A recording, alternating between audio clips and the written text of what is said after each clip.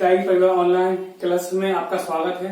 जैसा कि मैंने पिछली कक्षाओं में आपको बता दिया था कि मापन के बारे में, उसके मात्रक, आपके जो मूल आपकी राशियां होती है 7, उनके मात्रकों के बारे में भी बता दिया था और आपके पूर्व लग्न के बारे में भी बताया था और द्रव्यमान और भार की परिभाषा भी हमने आपको समझा दी थी। ठीक है, तो द्रव्यमान और भार की परिभाषा के बाद हम आपको बता रहे थे आयतन के बारे में। तो आयतन क्या होता है? ठीक है, तो आयतन में हमने आपको समझाया था कि किसी पदार्थ द्वारा घेरे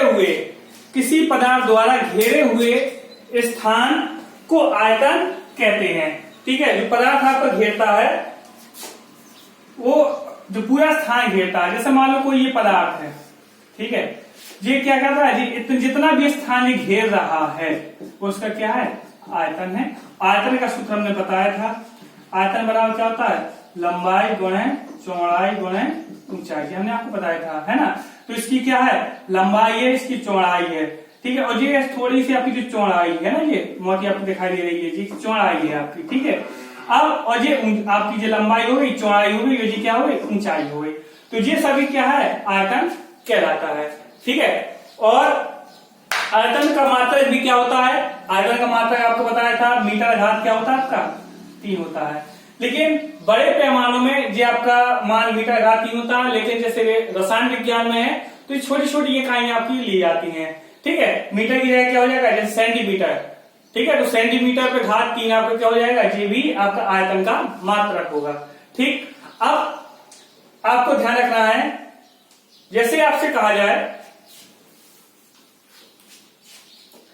1 लीटर बराबर, जी आपका पदार्थों में, आपका द्रव्यों में, द्रव्य आपके होते हैं ना, जैसे तरल पदार्थ, ठीक है, जैसे आपका तेल है, जल है, इनको मापने में आपके जो कुछ मात्रक हैं, आपके मान जो मात्रक हैं, 1 लीटर बराबर आपका होता है 1000 मिलीलीटर ml। ठीक है, 1 लीटर बराबर होता है 1000 मिलीलीटर होता है। ठीक है, और जैसे आपका और भी होता है, जैसे 1000 घन सेंटीमीटर बराबर, घन सेंटीमीटर को हम सेंटीमीटर घात भी लिखते हैं, तो 1000 सेंटीमीटर घात 3 बराबर आपका होता है 1 लीटर। जी आपके कुछ मान आपको याद रखना है, सवालों में जरूरत पड़ेगी आगे। ठीक है, तो ये हमने आयतन को आपको इसको बता दिया था। अब हम आगे चलते हैं,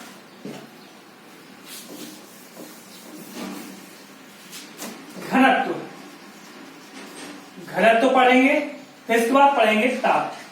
घनत्व पढ़ लो, तो घनत्व का सूत्र होता है, घनत्व बराबर होता है द्रव्यमान बटे आयतन। तो द्रव्यमान बटे आयतन, ये घनत्व का सूत्र होता है। तो घनत्व बराबर होता है द्रव्यमान बटे आयतन। तो इसकी परिभाषा भी आप सीधे ले सकते हो कि किसी पदार्थ के द्रव्यमान और आयतन के अनुपात को घनत्व कहते हैं। ठीक है, तो जी आप इसकी परिभाषा और क्या ले सकते हैं, इसकी परिभाषा है किसी पदार्थ का प्रति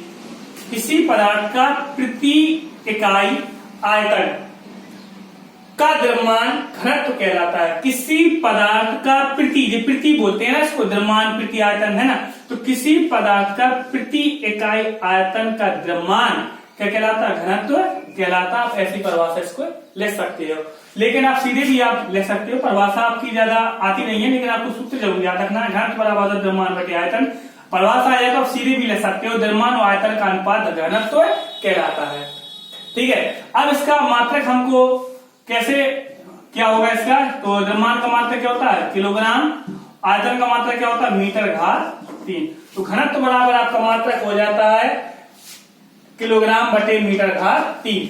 लेकिन आपका इसका छोटा मात्रक और क्या होगा, किलोग्राम। जैसे ये आपका मात्रक है, ये कौन सी पद्धति में है, ये है आपकी MKS पद्धति में, मीटर, किलोग्राम और सेकेंड है नहीं है, तो सेकेंड आपका आएगा नहीं। मीटर आपका है तो देखो मीटर है और किलोग्राम है, तो किलोग्राम बटे मीटर घात 3 आपका घनत्व का मात्रक हो गया। ठीक है, अब आप आगे देखेंगे CGS पद्धति में क्या होगा, किलोग्राम का हो जाएगा ग्राम और मीटर का हो जाएगा सेंटीमीटर। ठीक है, तो आपका ये हो जाएगा ग्राम बटे सेंटीमीटर घात 3, या इसको ऐसे भी ले सकते हैं, इसको हम ऐसे भी ले सकते हैं कि किलोग्राम, ठीक है, प्रति न लगा के गुणा का चिन्ह लगा देंगे और जो ऊपर पहुंच जाएगा, ठीक है, मीटर माइनस पर घात क्या हो जाएगा 3 हो जाएगा। ऐसे भी इसको ऐसे भी ले सकते हैं ग्राम गुणे, ठीक है, या इंटू आपका लगा सकते हो, सीधे आप ले सकते हो ग्राम CM माइनस घात 3 इंटू पर चिन्ह लगा देंगे। ये आपको इसका मात्रक हो गया।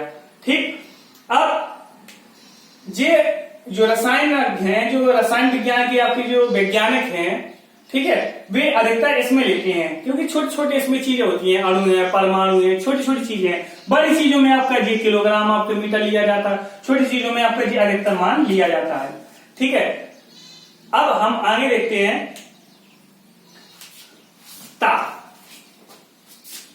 आगे हम पढ़ाएंगे आपको ताप।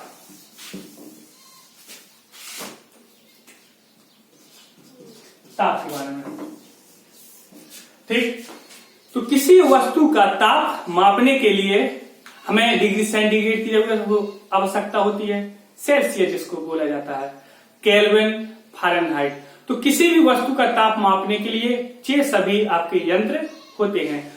अब आपका इसमें हमने पहले ही आपको चित्र बना दिया है, केल्विन, सेल्सियस, फारेनहाइट। एनसीईआरटी किताब में आपको चित्र बना है। तो आपके तीन आपकी चीजें होती हैं, केल्विन, सेल्सियस और फारेनहाइट। ये अलग अलग वैज्ञानिकों के नाम है, या फिर केल्विन आपके वैज्ञानिक हैं, सेल्सियस आपके वैज्ञानिक है, फारेनहाइट वैज्ञानिक है। तो इन्होंने अपने अपने ताप को मापने के लिए यंत्र बनाए हैं, अपने नाम पर इनके नाम है यंत्रों के। ठीक है, केल्विन, सेल्सियस और फारेनहाइट। ये आपके ताप में तीन आपको मापने के लिए तीन चीजें आवश्यकता होती है, डिग्री सेंटीग्रेड है ना, डिग्री फारेनहाइट और केल्विन। इसका परम ताप भी बोलते हैं। ठीक है, जो इसका शून्य होता है वो आपका परम ताप कहलाता है। आगे बताएंगे इसको। अब आप देखो तो इसका ताप का एसआई मात्रक जैसे कहा जाए, तो ताप का एसआई मात्रक क्या होता है आपका केल्विन। क्या होता है, ताप का एसआई मात्रक आपसे लिया जाए तो क्या होता है, केल्विन होता है। ठीक है, और जो डिग्री सेंटीग्रेड है आपका, इसका हिमांक आपका 0 डिग्री सेंटीग्रेड से कहां तक जाता है, आपका 100 डिग्री सेंटीग्रेड तक जाता है। किसका, सेल्सियस का। देखो आपको चित्र में भी दिखाई दे रहा है, 0 डिग्री सेंटीग्रेड से कहां तक जा रहा है, 100 तक जा रहा है। ठीक है, आगे आपका यहाँ पर कुछ नहीं है। ठीक है, यहाँ पर ध्यान रखना, यहाँ पर शुरुआत कहां से हो रही है, शून्य से हो रही है। इसकी आपकी 273 से, इसकी कहां से हो रही है, 32 डिग्री फारेनहाइट से। तो शून्य से आपका हिमांक, और हिमांक 0 डिग्री सेंटीग्रेड और क्वथनांक आपका 100 डिग्री सेंटीग्रेड तक होता है। ठीक, आगे है आपका फारेनहाइट। इसका होता है 32 डिग्री फारेनहाइट से 212 डिग्री फारेनहाइट तक इसका हिमांक और क्वथनांक आपका ये होता है। और केल्विन आपका ये होता है, तो केल्विन में पता करने के लिए आपको जो जितना भी आपका डिग्री सेंटीग्रेड होता है उसको जोड़ दिया जाता है 273 में, तो आपका केल्विन का मान भी आपका पता चल जाता है। ठीक है, इसलिए सबसे बड़ा आपका जो मान होता है ताप का, वो आपका केल्विन है। ठीक है, इसका एक सूत्र होता है सेल्सियस, फारेनहाइट और केल्विन में एक आपका सूत्र है, उसी के माध्यम से आपकी चीजें ज्ञात होती हैं। कैसे, ध्यान दो, सूत्र क्या होता है, ध्यान दो, आपका C/5 बराबर F माइनस का 32/9 बराबर K माइनस का 273/5। ये आपका क्या होता है, सूत्र होता है। आपको अगर नीचे दिखाई ना दे तो ऊपर लिखे दे रहे हैं हम। क्या होता है, C/5 बराबर F माइनस 32/9 बराबर K/5। ये आपका सेल्सियस, फारेनहाइट और केल्विन में संबंध होता है, सूत्र होता है। ये आपको अच्छी तरह याद रखना है। ठीक है, तो ये इसमें संबंध होता है तीनों में। क्या संबंध होता है, डिग्री फारेनहाइट, केल्विन, तीनों में क्या संबंध होता है, इस प्रकार से आपका संबंध होता है। इससे हमें सूत्र निकाल लिए जाते हैं। तो F बराबर आपका सूत्र क्या निकलेगा, अब हम इन दोनों में चलते हैं। तो F बराबर, अगर हमें ताप डिग्री सेंटीग्रेड में दिया है और फारेनहाइट में बदलना है, तो सूत्र क्या होता है, देखो 9 का यहाँ पर गुणा करेंगे तो हो जाएगा 9 डिग्री सेंटीग्रेड बटे आपको 5 जब करते हुए हैं और इसको भेज देंगे और प्लस करते हैं। अगर फारेनहाइट का मान निकालना है तो जितना भी आपका सेल्सियस दिया है उसमें आपका यहाँ पर मान रख दो, आपका फारेनहाइट में मान निकल आएगा। ठीक है, अगर हमें केल्विन का निकालना है तो देखो 5 से 5 ही कट जाएगा, इसको नहीं लेंगे अब हम, 5 से 5 कट जाएगा। ठीक है, तो सीधे आपका क्या हो जाएगा, जब 5 से 5 कट जाएगा, यहाँ पर आपका थोड़ा सा गलत हो गया है, के माइनस 200 क्या आपका 73 है, के माइनस क्या आपका 273 है। ठीक है, तो 5 से 5 जब कट जाएगा तो आपको इसको पक्षांतर कर देंगे, तो डिग्री सेंटीग्रेड प्लस कितना हो जाएगा 273। तो जितना भी हमें केल्विन का मान निकालना है तो हमें कितना आपका इसमें 273 में जोड़ देगा, जो हमने पहले ही बताया था। अगर 100 डिग्री सेंटीग्रेड है तो जो आपका जो 273 जो आपका परम ताप कहलाता है, परम ताप आ जाए तो आपका 0 केल्विन आपका ये क्या होता है, परम ताप कहलाता है। ठीक है, अब इसमें आपका चित्र में दिया गया है, चित्र क्यों बनाया हमने, तो जो डिग्री सेंटीग्रेड ये जल का आपका क्या हिमांक है और आपका फारेनहाइट में कितना 32 डिग्री है और यहाँ पर कितना 273 है, 0.15 आपका है, तो जी आपका लिया जाता है। तो इसी के माध्यम से आपको यहाँ पर क्या जाता है, मनुष्य का ताप है 98.6 माना जाता है फारेनहाइट में। ठीक, अब हम कक्ष ताप जो होता है डिग्री सेंटीग्रेड में कितना बोलते हैं 25। ठीक है, अब इसको हम हल करते हैं, 25 का अगर हम यहाँ मान रख देंगे तो फारेनहाइट का मान आएगा 77 डिग्री आपका फारेनहाइट। ठीक है, तो आपको 77 डिग्री फारेनहाइट है, केल्विन का निकालना है तो 25 में 273 जो तो आपको केल्विन का निकल आएगा। अब मनुष्य के शरीर का ताप अगर आपको ज्ञात करना है तो 37 डिग्री सेंटीग्रेड होता है। अगर आपको फारेनहाइट में ज्ञात करना है तो इस वाले सूत्र का प्रयोग करके आप फारेनहाइट मान निकाल सकते हैं मनुष्य के शरीर का ताप। अगर केल्विन में ज्ञात करना है तो आपका 273 में आपका 37 जो दो आपका केल्विन में निकल आएगा। अब जल का क्वथनांक आपका कितना होता है 100 डिग्री सेंटीग्रेड, तो आपका केल्विन में कितना होगा 373 और इसमें कितना होता है 212 डिग्री फारेनहाइट। तो जो आपका थर्मामीटर होता है सेल्सियस में वो आपका 0 से कहां तक होता है 100 तक होता है। ठीक है, और भी ये तो जल का होता है, और भी जैसे हमें चीजें निकालनी है, जैसे प्लेटिनम का है 1760 डिग्री होता है उसका आपका जो गलनांक।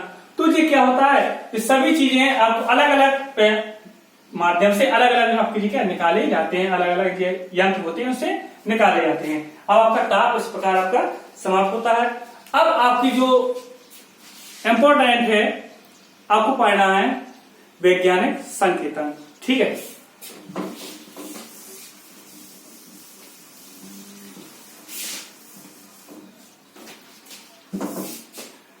अब आपका है वैज्ञानिक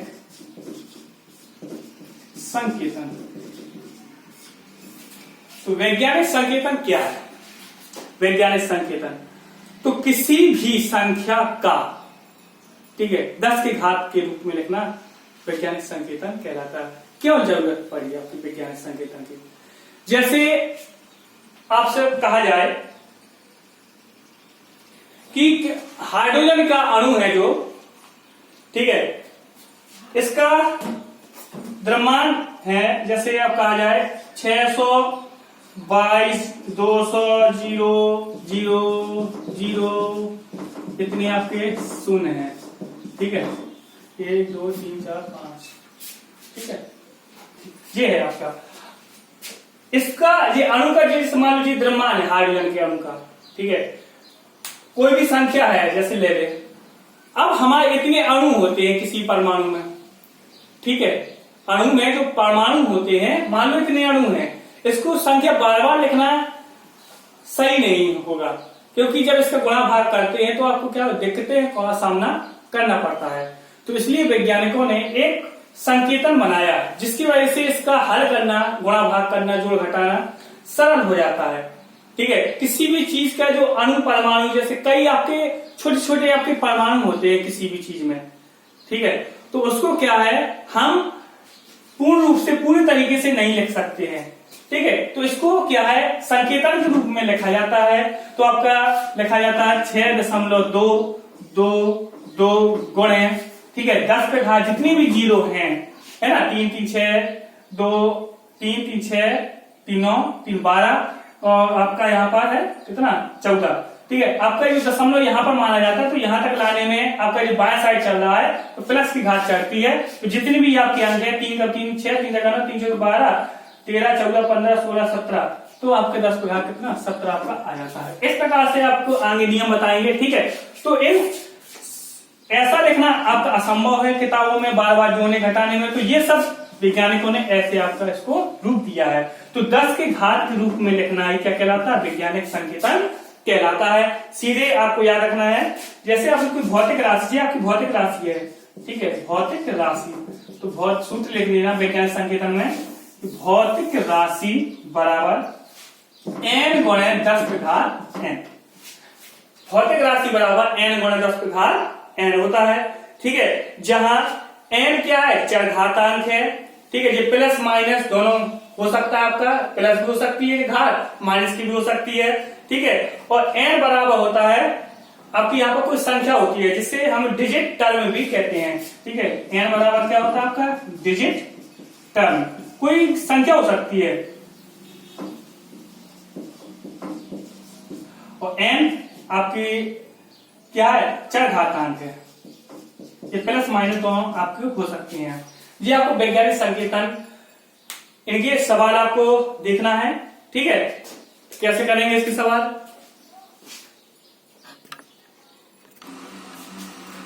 हाँ, वैज्ञानिक संकेतन को कक्षा 9 में हम कोटिमान के रूप में भी पढ़ते हैं। सार्थक है कोटिमान आपका चैप्टर था पहले। तो वैज्ञानिक संकेतन आपको बता दिया 10 के घात के रूप में लिखना है, आपका वैज्ञानिक संकेतन है, गणित में भी है आपका ये, इसकी जानकारी मिलती है कुछ। अब इनको जोड़ना घटाना कितना आसान हो जाता है, ठीक है। अब हम जैसे मान लो पहले संख्या लिखी थी आपकी, उसको हम जोड़ेंगे तो हमें बहुत समय लगता है, टाइम लगेगा। तो इसलिए वैज्ञानिकों ने ये वैज्ञानिक संकेतन पद्धति को अपनाया, जिसकी वजह से हम इनको आसानी से जोड़ना, गुणा, भाग कैसे कर सकते हैं, इसको समझना है अब, ठीक है। फिर इसके बाद अगले भाग में हम चर्चा करेंगे सार्थक अंकों की, ठीक है। तो इसको गुणा भाग कैसे करना है, जैसे हमें कि कोई आपका दिया कोटिमान है आपका, जैसे मान लो कॉलेज वैज्ञानिक पद्धति है, ठीक है, इसको हमको समझना है। जैसे है 5.6 गुणे 10 घात 5 और 6.9 गुणे 10 घात 8, इसका हल करना है, ठीक है। तो हम क्या करते हैं, गुणा में इसको साथ में रख लेते हैं, इसका हमने अलग गुणा किया, इसको अलग रख लिया। 10 घात 5 और 10 घात 8 को हम अलग रख लेते हैं, ठीक है। तो अलग रख लेते हैं, तो आपको गुणा में घाते क्या होती है, जुड़ती है। तो 10 घात 5 प्लस 8, इसको हम गुणा किया तो हमारा प्राप्त हो गया 8 5 13, ठीक है। और इसका गुणा कीजिए प्राप्त हो। इस प्रकार से हम कितना हल कर सकते हैं। जैसे मान लो इसका विस्तार रूप लिखते हैं, 5 जीरो लिखते हैं, फिर इसको जोड़ते घटाते तो टाइम लगता जाता, इसलिए वैज्ञानिक पद्धति आपकी जरूरी थी, इसलिए उन्होंने बनाई है। अब आपका जो हो गया गुणा, अब भाग कैसे होता है, जैसे मान लीजिए भाग है आपका, तो जैसे गुणा होता है, इनको अलग कर लेते दशमलव संख्या को, इसको हम भाग के रूप में लिख लिए 2.7 भागे 5.5, और अलग क्वेश्चन में लिख लिए भाग में घाते क्या होती है, घटती है, तो -3 माइनस क्या हो गया 4 हो गया 10 पे घात, ठीक है। अब इसका भाग दे दिया तो हमारे ये प्राप्त हुआ, ठीक है। अब -3 - 4 कितना हो गया, 10 का माइनस का आपका 7 हो गया। अब वैज्ञानिक संकेतन में एक आपको बहुत जरूरी होता है, जो दशमलव होता है कहीं पर भी हो, हमेशा 2 अशून्य अंकों के बीच में लाया जाता है। तो आपका दशमलव यहां था, ठीक है। अगर दशमलव, अब मान लीजिए दशमलव की स्थिति है, अगर ये अपनी स्थिति इस तरफ जाएगा, बाएं हाथ तरफ, ठीक है, तो आपकी प्लस की घात बढ़ती है। अगर दाएं तरफ जाएगा अपनी स्थिति से, तो आप माइनस की घात बढ़ती है, याद रखना। अब अपनी स्थिति से कहां जा रहा है, दाएं तरफ जा रहा है, 4 के बाद दाएं तरफ गया इस तरफ, तो आपकी क्या होगी, माइनस की घात होगी। तो -7 था, माइनस की घात और जुड़ गई तो कितना हो गया, माइनस का 8 हो गया। तो इस प्रकार से आपका ये सवाल भी हल हो गया। अब इसका जोड़ कैसे करते हैं, अब आप देखो 6.65 को 10 घात 4 है ना, क्वेश्चन में बंद है आपका, प्लस 0.895 को 10 घात 4 है, इसको हम हल करना। तो पहले हमें 10 घात 4 अगर समान है, गुणा भाग करना अलग स्थिति होती है, इसके अलग आपका तरीका होता है, ठीक है। अगर घात समान है तो इसको हमने कॉमन ले लिया, 10 घात 4 हमने अलग रख लिया। अब ये आपका आ गया तो इसको हमने जोड़ लिया, ठीक है, इसको हमने जोड़ लिया, और बाद में 10 घात आपका 4 कर दिया। अगर आपका अंक जो दशमलव है शुरुआत के 2 अंकों के बीच में है, तो आपका आंसर आपको वही रहेगा, नहीं है तो वो आपका शुरुआत के 2 अंकों के बीच में लाया जाता है। ये वैज्ञानिक संकेतन का महत्वपूर्ण आपकी बात होती है, ध्यान रखना पड़ता है, ठीक है। आगे इसके अभ्यास में सवाल कराएंगे और अच्छी तरह इसमें समझ में आ जाएगा, ठीक है। टाइम को ध्यान में रखते हुए इसको पहले से सॉल्व कर देते हैं। ठीक है, आगे है आपका 2.5 गुणा 10 घात माइनस कर दो। क्वेश्चन बंद कर दिया, माइनस लगा 4.8 गुणा 10 घात माइनस कर 3। अब इसमें देखो यहाँ पर 10 घात माइनस कर 2 है, यहाँ पर 10 घात माइनस कर 3 है, यहाँ पर घात समान नहीं है, तो इसलिए क्या किया, जो एक घात थी 10 घात माइनस कर 3, 10 घात जो माइनस कर 3 है इसको हम ऐसे तोड़ देते हैं। 10 घात माइनस कर 3 10 घात माइनस का 1, और 10 घात माइनस के 1 प्लस कैसे होगा, जब हम नीचे घात लाएंगे प्लस की 1 हो जाएगी जी। जब प्लस की 1 हो जाती है तो हम 10 का भाग और देते हैं इसमें। अब एक 4.8 था, ठीक है, 4.8 था, उसमें आपका 10 और आपका नीचे आ गया ना, इससे हमने आपको यहाँ पर बताया 10 नीचे आ गया, दशमलव और हटाएंगे तो 100 हो जाएगा, 100 का भाग देंगे 2 अंक बाद दशमलव आएगा, 48 हो जाएगा। इसी सीधे हमने यहाँ पर रख दिया 0.48 गुणा 10 घात माइनस का 2। ठीक है, अब हमारी घात समान होगी, कॉमन ले लिया। अब यहाँ पर सीधे हमने घटा दिया कॉमन लेके, और यहाँ पर आपका जब कॉमन हटा तो सीधे आपका यहाँ पर आ गया 2.02 गुणा 10 घात माइनस का 2 आपका प्राप्त हो गया। इस प्रकार से वैज्ञानिक संकेतन का जोड़ना और घटाना होता है। अब अगली कक्षा में आपको बताया जाएगा सार्थक अंक। तो आज के लिए इतना ही, धन्यवाद।